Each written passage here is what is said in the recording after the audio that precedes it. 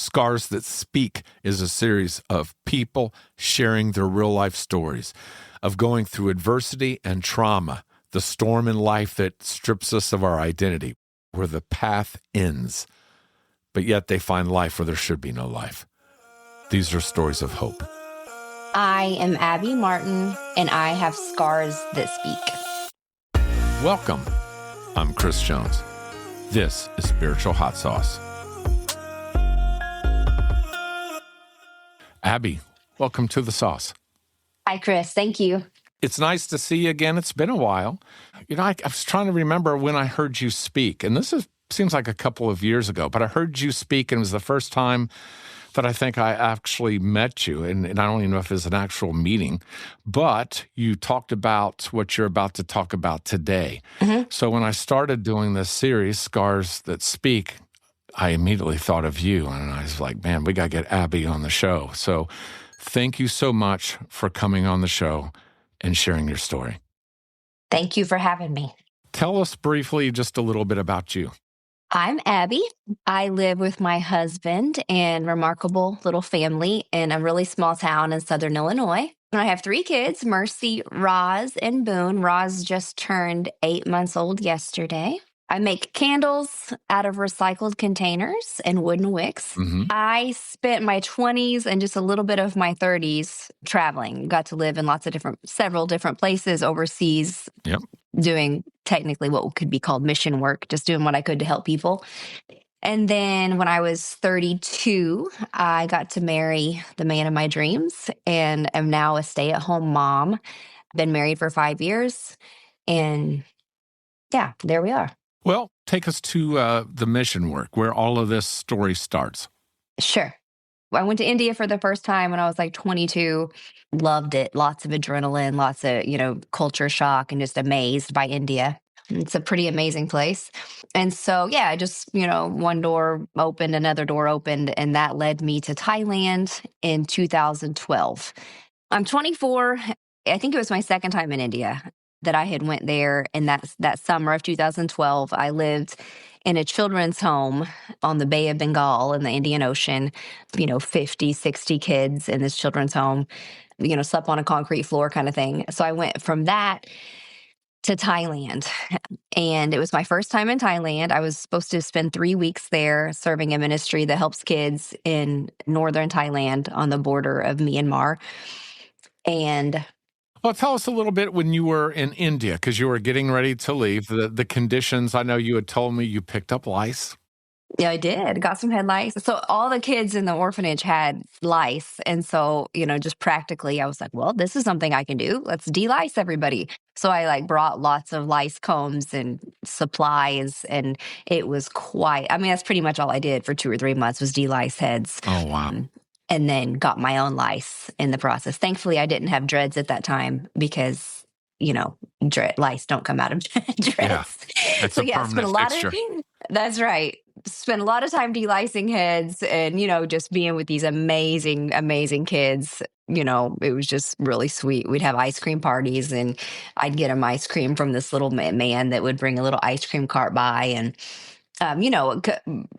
from our perspective, you would say pretty rough living conditions, like, using the bathroom in a little concrete hole kind of thing. Yeah. It was 2 or 3 months that I was there with those kiddos, and it was just me.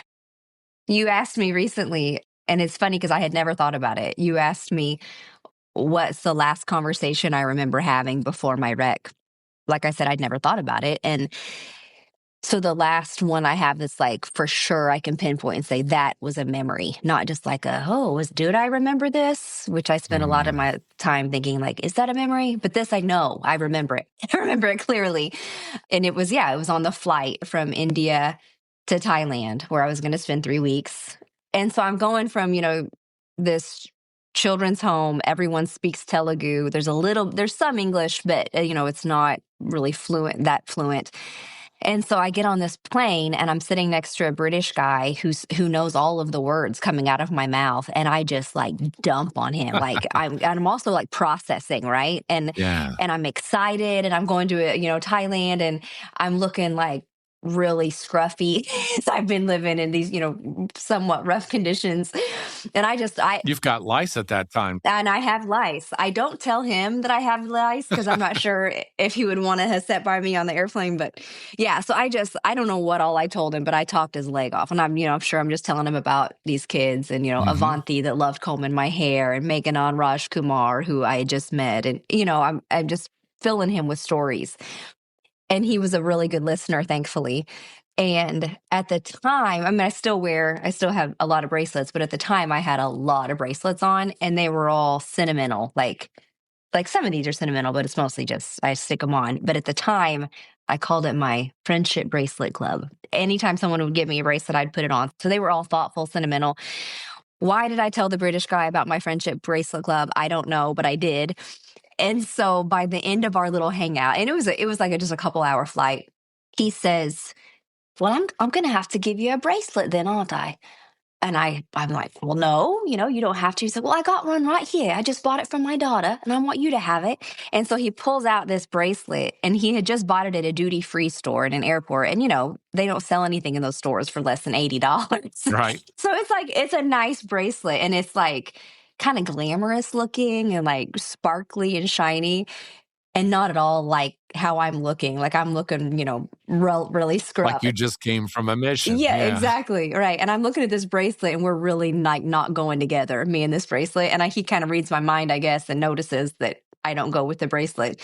And I remember his exact words. And he says, "You'll scuff it up in no time." I'm like, "Yeah, I will scuff it up in no time." That's pretty good. And I still have the bracelet, which is sweet. Yeah, so that's my last interaction that I really solidly remember before my wreck. It was neat. Yeah, I'll probably never see that guy again, but yeah. That is neat. It's almost like he was supposed to be there right before. Yeah, maybe, yeah. All right, so tell us what happens. Then you get to Thailand, and you're going to be there for a while. Yeah. And you don't remember any of this. So everything you're about to share is what you were told by other people, correct? That is correct. This has been reported to me from the eyewitnesses. So what did they say? So I met a small missions team from the church I was attending at the time met me in Thailand. And it was the ministry we were serving was one that my church supported. And so I met those people, which again, now we're getting into like, maybe I remember it, but I don't think so. So I meet them in Thailand, and they're just going to be there for a couple days and then fly home. But I had said, I want to stay longer. So I was going to stay for 3 weeks. And so, at some point in the first few days of me being there, they were like, "Well, the ministry has an extra motorbike." In Thailand, motorbikes are super popular. It's kind of like a, moped that's with a little more oomph to it. Like a oomphed up scooter. I'd never driven anything like that, but I was all game. And I was like, "Yeah, sure. I'll, learn how to drive it, and I'll drive it around the town and run errands or whatever you need me to do." Yeah. And so they're like, "Well, let's get you trained on how to drive the thing." And, it's not complicated. Well, it shouldn't be complicated. But I had never driven anything with 2 wheels besides a bicycle. And so a girl who was interning for this ministry, real sweet gal named Jade, a couple of years younger than me, she took me to some little side streets in this town, showed me the basic, how-to on driving the motorbike for a few minutes, probably like a 10-minute lesson, I would say. And then she asked me if I felt confident enough to drive it down the main road, a larger road going through this town, that I could just follow her short distance and see how it went, And I was like, "Yeah, sure, I can do that." I'm feeling like real confident about my motorbike driving skills. And you have no memory of this? I don't have any memory of any of this. Nope. That's just what they told you. This is what they tell me. Yeah. And so I follow Jade. She's in a truck, and I'm following her down the main road in Thailand. And it comes time to make a left-hand turn. And so when you're driving something like this, a motorcycle or whatever, you have to lean when you turn. And apparently I hadn't mastered that in my lessons. And so when I am trying to make this left-hand turn, I don't lean properly. And so instead of turning, there's a curb that's going around the turn. And so I hit the curb, and we think I whiskey throttled it and, really got some speed up before I hit the curb, slammed on the gas instead of the brake. Because when I hit it hard enough that my body went flying off the motorbike. And there was a metal lamppost there on the side of the road by the curb. And so my head, mostly the right side of my face, collided hard with that metal pole, left me unconscious and bleeding on the side of the road. And of course, you did not have a helmet on. No, I did. I did have a helmet on. Helmet. Yeah, Oh my I had a gosh. helmet on because it was mostly my face that took the blunt of the collision. So yeah, I had one on. When I collided with the pole, broke my eyebrow here, was cut to the bone. And we imagined that was, my helmet that probably cut in there. So yeah, so I hit that. So I fractured that bone above my eyebrow, and this was just like gushing, and you could see the bone above my eyebrow. And then my two front teeth got knocked out, and one of them, or maybe both of them, I don't know, went through my bottom lip. So my lip was gashed open. And then unseen damage was that my skull had been fractured in a few different places, multiple is what they said, multiple places. And my brain had started swelling and bleeding. So Jade watched it all through the rearview mirror. She's was a good, loving teacher and wanted to see how I was doing. So she watched it all happen, and she was for sure it killed me. And so she hopped out and ran to me. A couple Thai people who'd seen it ran to me, and she said that when she got to my body, she could see air bubbles coming in and out of the blood in my nose and mouth. So she knew I was breathing. So they took me from via ambulance to the local hospital there. So they take me to this little hospital that is not equipped to handle a traumatic brain injury. So they put me in a room with like 10 other people, and this is more like a clinic. Is that correct? Yeah, exactly. It is a clinic. So at this point, missionaries are called, and people are called that are part of the ministry that are coming to what do we do with Abbie? I spent hours in this hospital, and from what they tell me is that I probably would have died had I stayed in that hospital, because they just couldn't take care of me, Yeah. And so finally they got all the logistics taken care of so that I could be taken by ambulance 7 hours south to Bangkok, that had a really nice big hospital called Bumrungrad International Hospital. And through all of this, these hours of being in this small hospital, I was unconscious. And from what the eyewitnesses have told me, whether I was conscious or not, I would gain some kind of semi-consciousness, and I would moan and like make these cry moan sounds and call for Jesus.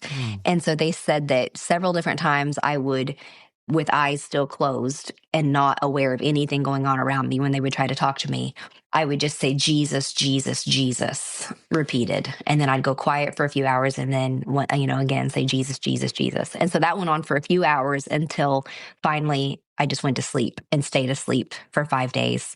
And so in Bangkok, they hooked me up to all the stuff, life support and, a feeding tube and all of the things to keep me alive. It was kind of like a hopefully she lives sort of scenario. And so they hooked me up to all of these things. I am in a coma, and what happens when someone's in a coma? You just hope that they wake up. And so my parents, who are the best parents that have ever walked on the earth, they were called and notified, about my wreck. Yeah.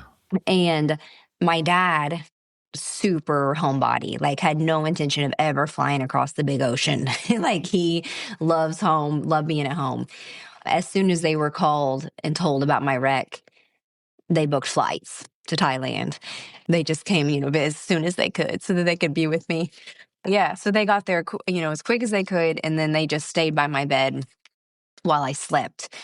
And I have, pictures that my mom just snapped a few when I was in the hospital. And my dad was always right by my bed. And he had this little, because I was drooling a lot, right? Because I was on life support and had tubes down my throat. And so I was just drooling all the time. And he would stay by my bed with this little slobber sucker thing and just suck the slobber off my mouth all the time.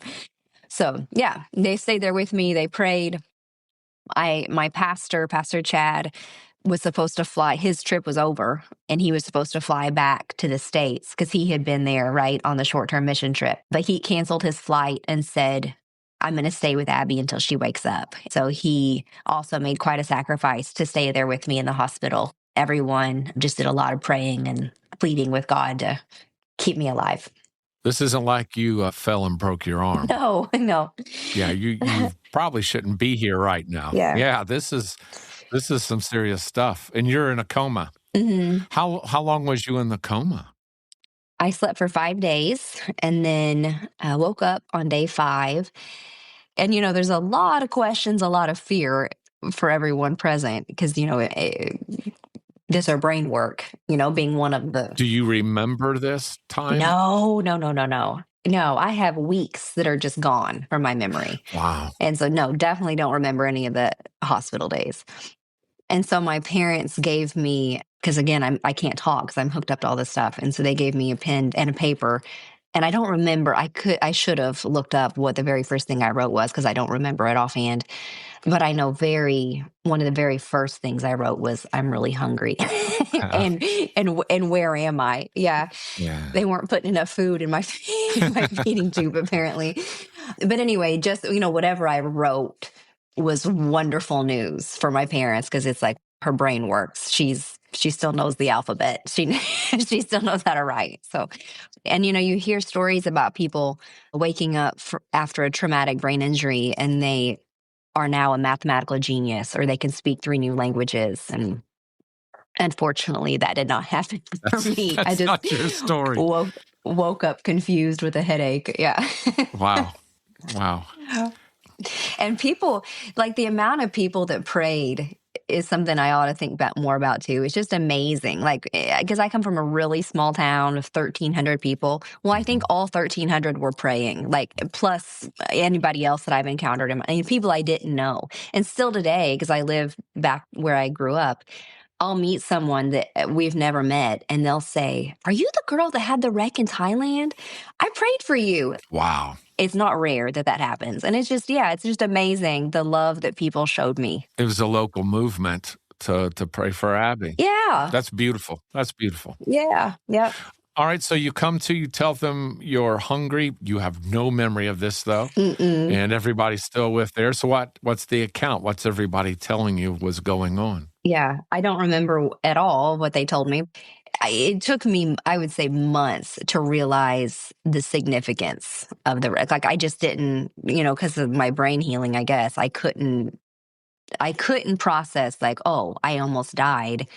And this is really serious. Like I didn't have any of that processing. It was just like, whatever, I'm hungry. Yeah. Like I couldn't process it. And so I do know that much. Okay. So yeah, while I was still sleeping during those 5 days, because my face is like all ripped up, and so a plastic surgeon sewed me up. He sewed my eyebrow that was all gushed up, my lip that was ripped open. He sewed up. But you still don't have your front teeth. Yeah, still didn't have any front teeth, no. And so I was pretty rough when I woke up, and it's not anywhere on my radar, like, what do I look like? But I do remember faintly the first few weeks of being back to the States. Like I have really vague memories of seeing myself in a mirror and being like, whoa, I like look a lot different than I did. And again, I don't think I had the ability to process like that it was maybe not a great look for me. Like I didn't care at all. Like I had zero, vanity at that time. But yeah, it definitely, it affected my appearance. Yeah. When do you start getting your memory back? I remember so like I say vague memories, and I do have those. Like I have a vague memory of a friend coming to visit me, and we would always like give each other like arm massages, and I remember her kind of rubbing my arm, and it really ticked me off because it's often a symptom. What's the word I'm looking for? Like a side effect of a traumatic brain injury is that you're angry and like a kind of aggressive. And so I kind of remember that. Like I remember her getting on my nerves, and usually I would never have been annoyed by that. And so I remember being like just real short tempered. What part of your brain was damaged? Yeah, that's a good question.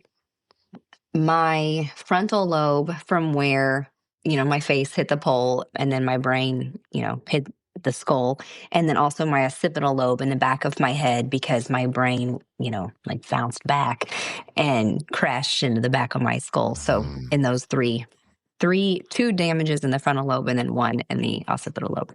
So I have these really vague memories of just kind of like being annoyed, just short-tempered with people. Yeah.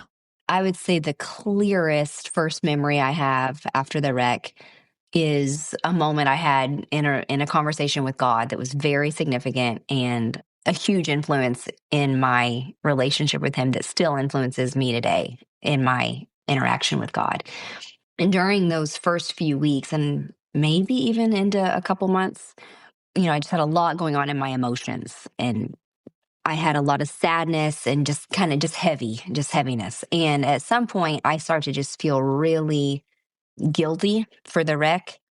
Like it was my fault, like I'm the idiot that got on the motorbike. I'm the idiot that, didn't turn properly.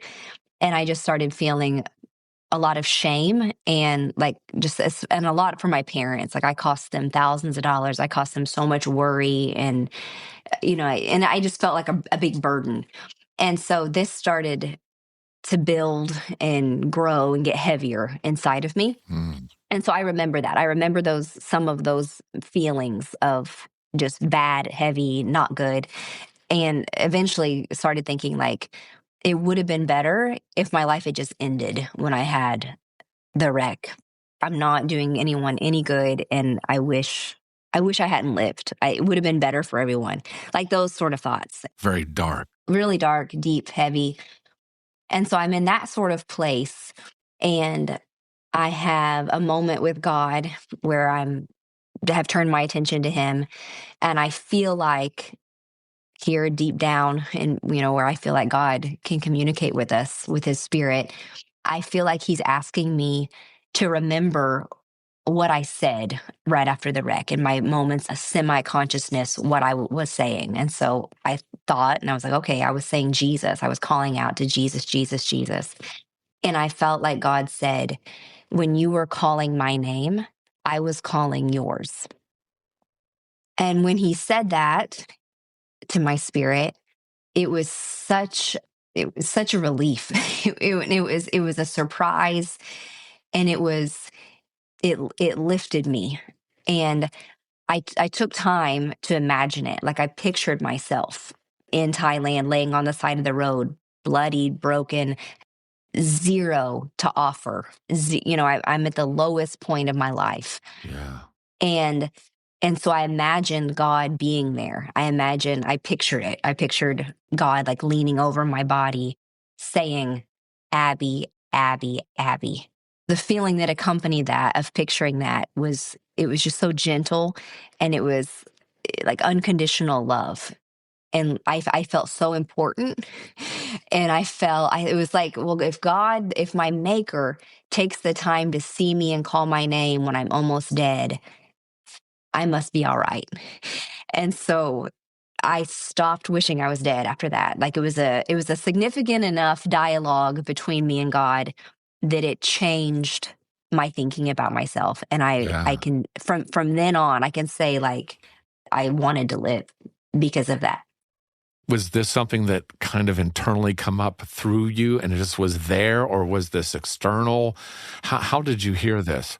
That's a great question.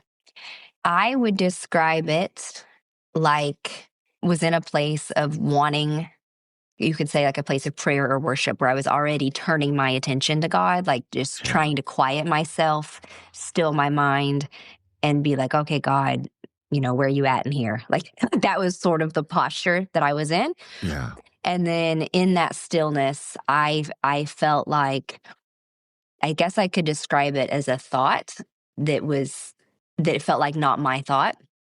In more poetic language, I would have described it as like, God whispered to my heart. But practically, I think how I would explain it is that I thought a thought in my head that I didn't feel like was coming from me.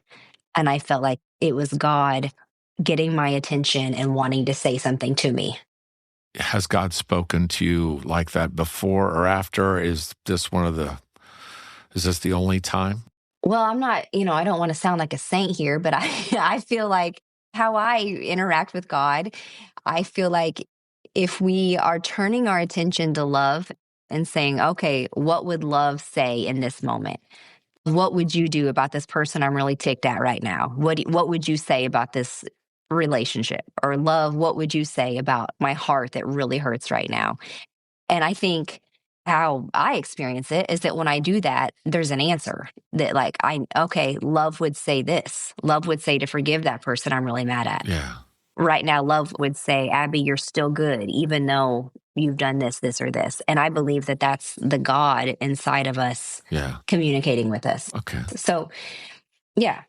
After you heard this, did the things immediately change, or was this like something that was the start of the change? Hey, everybody, it's Chris. We'll get back to the episode in just a minute. But if you're still with me, then you clearly like the flavor of the sauce.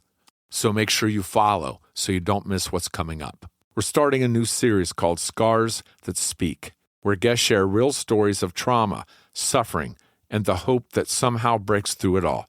These are powerful conversations about finding life where there should be none. So follow. And if you know someone who needs this kind of heat, then share it with them. Thanks for listening. Oh, I'd say it was more like a start. And it's not like, oh, from then on, I only have wonderful thoughts about myself. It wasn't like anything magical. But, I think in the deep place of us where I believe that God interacts with us, whenever we feel loved there, whenever we feel seen, it changes us. I think being loved unconditionally changes us. And that's what I was experiencing, was unconditional love that I didn't work for, I didn't earn, I did nothing impressive to get it. Right. But I got it anyway. He was still calling my name. He was still seeing me in my worst. And so that just having that thought, this is what God's like. Kind of changed. So yeah, it changes when we experience God like that. I think, it changes how we see ourselves and how we see other people, because he's the same for everyone. And that is what's changed your direction and pulled you out of the descent. Mm-hmm, that's right. And like, I'm okay. Yeah, I'm going to be all right. Yeah. Mm-hmm. Yeah. So what does that road to recovery look like? Well, I stopped wishing I was dead was the main thing, I guess. Yeah. That it started looking like. Started seeing life differently. Yeah, yeah. And at that time, I was still had a lot of immediate healing to do. I was still having really bad headaches. I was still, several pounds underweight. I'd lost a lot of weight in the ICU. And so, there was still a lot of healing to do. But then as I continued healing, I just did so with the perspective that was more hopeful, and God likes me way more than I thought he did. Yeah. No matter what happens, it's going to be okay. Yeah. Yeah. Yeah. Now, as this goes on and life happens, you get better, you physically heal. What does those moments look like in the mirror? Well, I went to the dentist pretty quickly and got hooked up with some new fake teeth, which helped my appearance quite a bit. Unfortunately, the fake teeth I have acquired don't look quite like my originals, but, they're there. It's an improvement anyway. And then the scars, so, I have one here and on my lip. They sent me home from the hospital in Thailand with tons of tubes of Aquaphor. Like, I don't know, they were all so little too, like 50 little tubes of Aquaphor. And just told me, as many times a day as I want, just rub Aquaphor all over my scars that would help them to heal. And they've healed all right. I mean, you can still see them, but they're not bad. They could be way worse. Yeah. And my eyebrows are not exactly even and my lips not exactly even, but yeah, it could be way, way worse than what it is. And so, I don't remember having a moment of like, I'm looking in the mirror and, like this dramatic, I have scars. But, I don't remember that. I might have had moments like that, but today what I'm like is, I have these scars, but they're all right and they could be worse. And yeah. So you get home and you start getting better. Yeah. Your attitude changes. You start healing physically. After you heal back up, you go back to India. Is that right? Yeah, I went back to a few different places. Yeah. What I wanted and how I saw my life was that I would just always live overseas. I would probably find some land that stood out more than the other lands, and I would just live there forever. So that's pretty much how I lived my 20s. Went to several different countries in Southeast Asia to work with. But, I would sign up for like 3-month or 6-month commitments here or there. And then I made a friend named Kelly who lived in Hong Kong and worked in the red light district there, helping ladies who were in the red light district. I just loved that. Just loved the ladies, loved that ministry. And so I ended up moving to Hong Kong and lived there for total for about 3 years. Worked with the ministry. I lived in a safe home. When a lady was ready to leave the sex industry, she could come live in the safe home with us, and we would just like help her raise money and get ready to go back to her home country. So I did that for a year, maybe two. I think I did that for 2 years. Anyway, just it was a very significant, meaningful couple years, and met ladies that I love dearly and still consider like family.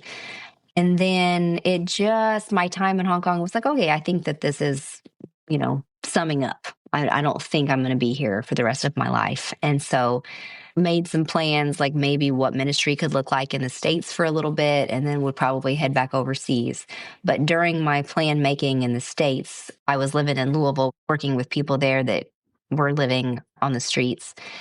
So I did that for about a year and just couldn't get over the guy that I've been crushing on for about 9 years. And so about what year was this that you're back in the States? And yeah, so I lived in Louisville working with folks there through 2019. And then in February of 2020, I started dating my man. Your man. And that kept me in the States. Yeah.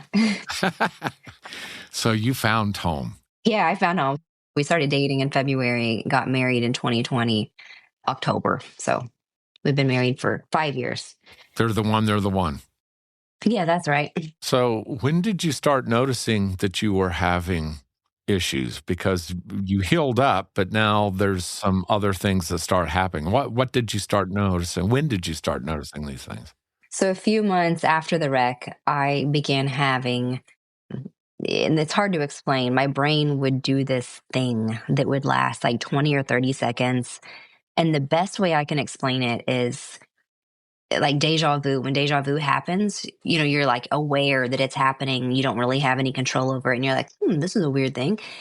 It's not deja vu, but it was, again, that's the best I can explain it. It's like this thing would happen. My brain would like have all this stuff go on that I couldn't control.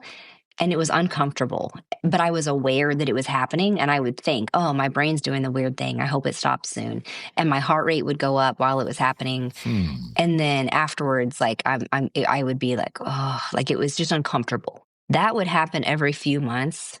And so I just thought it was some sort of weird PTSD, and it wasn't a big deal. Like it didn't prevent me from doing anything. If I was driving, I wouldn't wreck. I could keep driving. It didn't seem like a big deal to me. But it would happen like clockwork every 2 or 3 months for years. My sister Kara would just casually mention once in a while, like, Abbie, maybe you should see a neurologist. But I was like, no, because we were told, at least what we think we were told when we left Thailand, there was no lasting damage to my brain, that it was fully functioning, fully recovered. And so that's what we all thought for years. And so finally, 12 years goes by. I have one of these weird brain things and I pee my pants during it. And then my sister Kara's like, Abbie, you need to see a neurologist. I booked the appointment. And so it turns out that the MRI let us know that I do have lasting damage in my brain. And so it was damaged in the 3 places, twice in my frontal lobe and once in my occipital lobe. That was in 2024 that I finally went to the neurologist. We also learned from him that the weird brain things that I had been having for all those years were seizures. They were just mild seizures. And so he put me on a seizure medicine and basically said, you're okay. We just have to monitor your brain. Yeah. And so it was a shocking and crushing thing to learn that you thought you had a brain that was fully recovered that is actually damaged. And so it's taken, that was coming up on 2 years ago, and it's taken I've done a lot of processing and what does this mean? Like, how do you live with brain damage, and how has that changed my past 12 years? So what does that mean today? What does that look like? Well, I can't pinpoint and say this behavior or these thought patterns here are because of the brain damage. Because, you know, everybody changes. Where, you know, our personalities, I think, change some throughout our lives. Oh, And yeah. so I can't separate and say, oh, this is because this, and this is because of the brain damage. Yeah. And this is just from being a human. I don't know. I don't have those answers. I do know, you know, that I have a really pretty poor memory, that I got some OCD tendencies, and that I've had crazy emotional mood swings for years that have been hard. They've been difficult. But I'm on this medicine that prevents the seizures, that also helps stabilize your emotions. And I think they've gotten a little bit better. And so all of that, is like brain damage stuff. Yeah. But, you know, just like living 12 years thinking that you had fully recovered, and then finding out, oh, I'm actually, you know, my thoughts, my processing, my life is forever changed because of August 25th, 2012. Because I hit a metal pole, I will never be the same. And I think that goes it's like that for a lot of us. You know, a lot of us are, Yeah. it's not because we hit a metal pole and we're brain damaged, but you know, I went through that divorce, or I had that way too early funeral, or that diagnosis, and we think, well, I can recover from that. I can get back to 100%, but a lot of it we can't. So we have to live with the damage. We have to live with the scarred faces, or the damaged brains, or the broken hearts. Yeah. And that's just, you know, comes from being human, that we have lasting damage that we've got to live with. What would you say to those people who are experiencing that kind of trauma and that kind of suffering and adversity? What would you tell them? I tell them that we're in it together, that they're not alone, and that being a human is hard for all the humans, and that I'm sorry. I would tell them that I believe God sees them where they're at, and that He loves them more than they would ever understand, and that He's with them. I think that's what I'd tell them. I have a question, Mm. and you don't have to just jump out with an answer. You might want to think about this. What happens if you don't hear from God in that moment where He says, Abbie, when you were calling my name, I was calling your name? If you don't have that moment, what happens in Abbie's life? You know, it's really hard to say, and I don't think anyone can say, because of the healing that my brain was doing at that time. And who knows? I don't Yeah. have an answer to that. I know that interaction with him was very important to me, and my my self-esteem, and just seeing the way God is. I'll say this, that it still today like affects how I view God. And you know, I'm a born and bred striver. Just I got to get better. I got to do more. I got to give more. I got to be kinder, just all the time. Yeah. And so that type of interaction with God, of okay, I have zero anything. I'm at my worst. I'm hurt. I'm ugly. I'm bleeding. I'm that.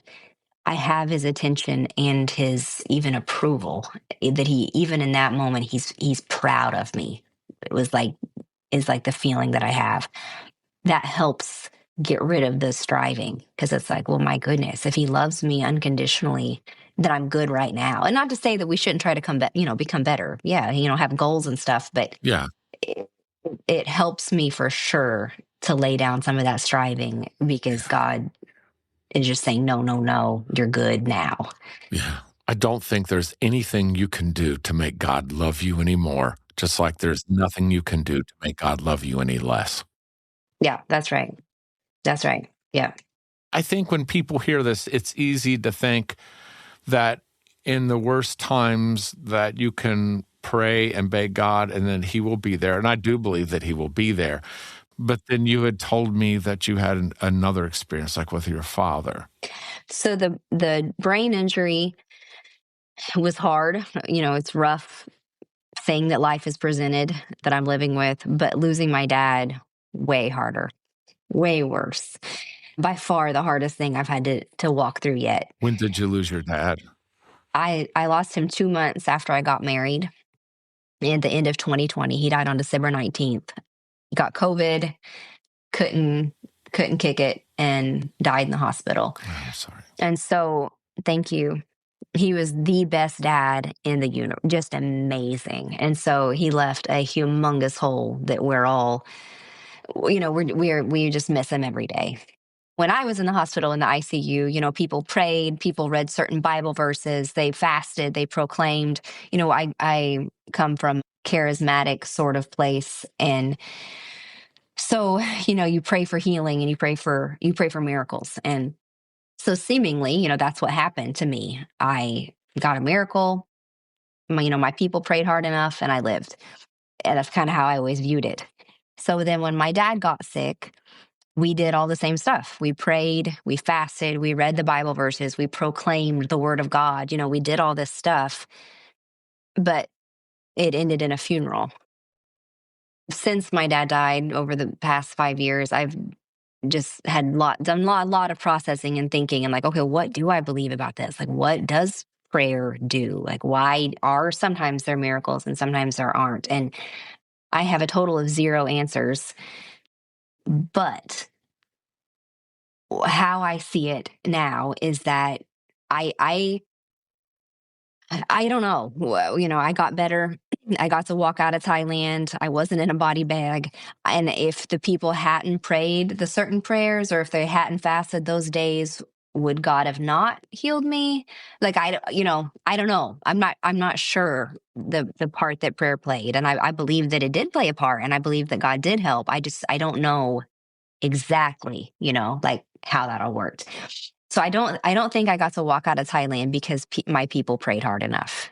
And I don't think that my dad died because his people didn't pray hard enough. I think the answer to both is I don't know, and that God's with us. He's with us when we walk out of the hospital, and he's with us when we have to go to a funeral. Our dad doesn't walk out of the hospital. That's the biggest thing that I believe now, is just God being close when it's really good, and God being close when it's really bad. That's how I see him now. I think that's a pretty incredibly strong message. Sometimes you walk away, and sometimes you don't walk away. Life is life, and he's still God. That's right. That's right. Yeah. In the years of grieving my dad, it's not all been like, trying to figure out my new theology. Yeah. It's also been there's also been a lot of good and love-filled things that have happened as I've grieved my dad. And one of those is just as I think about his life and like the way he lived it and how he prioritized his days, like we were everything. His daughters and and my mom, his wife, we were all he cared about. And he made the way he lived every day apparent. Like we were his only priority. And so as I'm looking at my dad, of course, I'm seeing that God must be the same, that God must be just crazy about us. And then as in the midst of all this, as I've become a mom, my daughter Roz, she started doing this thing where she smiles so big. Her whole face is taken over with a smile, and she scrunches her nose. I've been able to see some beautiful sights and do some cool stuff in my life. I've, zip lined through the jungle in Thailand and rode a hot air balloon in Southern California and spent a summer watching the sunrise over the Pacific Ocean in Mozambique, and, rode a cable car through the Swiss Alps. But none of the experiences, none of the beauty I've seen comes even close to the wonder of watching Roz scrunch her nose when she smiles. It is just unbelievable beauty. And so, motherhood has me drawing some conclusions about God, that he must be the same as he watches the cosmos and watches galaxies collide and the rings around Saturn spin, that he must be like, yeah, that's cool. But have you ever watched Abbie make pancakes for her kids? Or have you ever watched Chris sit at his desk and edit a podcast because he wants to encourage people? That humans, all of us, are the thing that move God, I believe he's obsessed with us. And there's something in what you're saying that reminds me, conversation I just had the other day about faith is less about believing and more about trusting. And that when we trust, we just have to trust that it is what it is supposed to be, whatever that is. But we still are very much loved, and that God is still there, even if we don't understand, and we just have to trust that we're not always going to get the answers, and that's okay. That's an incredible story, Abbie. There's so much in that we all can learn from and be given some insight. And I think you put it beautifully. God sees us all exactly as that amazing person that he just has so much love for. That's right. Thank you so much for coming on and sharing your story. But tell us what you've got going on, because you say you have a candle business. Yeah. Little marketing here. So I'm a stay-at-home mom, but I can pour candles, as I'm a stay-at-home mom. So that's a nice little gig. My candle company is called Sunrise Sunset Candles. We'll put a link in the episode so people can click on it. Yep. So they're earth friendly.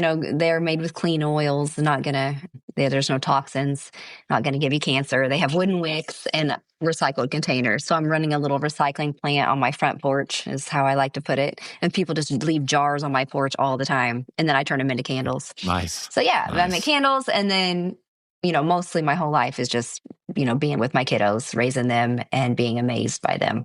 So if people want to talk to you, is that okay if they reach out? Well, sure. Yeah, I'd love for them to reach out. Okay. Well, I'll share your contact information in the episode so people can get in touch with you.